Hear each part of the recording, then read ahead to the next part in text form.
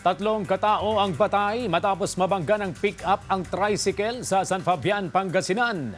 Nagka-alerto Jasmine Gabriel Galban. Nauwi sa trahedyang masaya sanang outing ng 6 na magkakapitbahay matapos mabangga ng pick-up ang sinasakyan nilang tricycle sa San Fabian, Pangasinan. Galing sa San Fabian Beach ang mga biktima at pauwi na sana sa Barangay Pugo sa bayan ng Mangaldan. Ito pong pick-up, may vertical po siya ng private. Ngayon, nag-right shoulder siya. Nag-right shoulder niya, nabulaga po siya. Nabulaga siya na may tricycle pala sa right shoulder.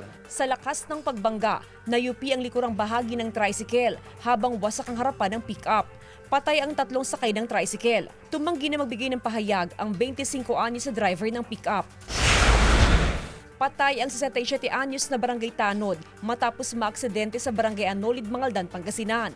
Sa investigasyon ng pulisya, minamaneho ng biktima ang kanyang e-bike sa kayan 2 katao.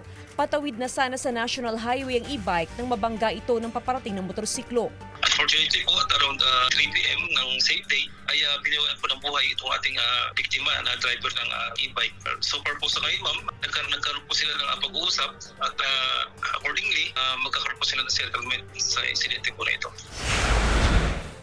Patay rin ang 35 anyos na babae nang mabundol ng delivery van sa barangay Ambunaw, Calasiao, Pangasinan. Ayon sa ina ng biktima, umalis ng bahay at hindi nagpaalam ang biktima. Hindi na po sila nagsampa po ng case doon sa driver. Ang kun lang na nila is tumulong na lang doon sa kon ng victim yung pagburo po sa kanya. Jasmine Gabriel Galban, One North Central Luzon.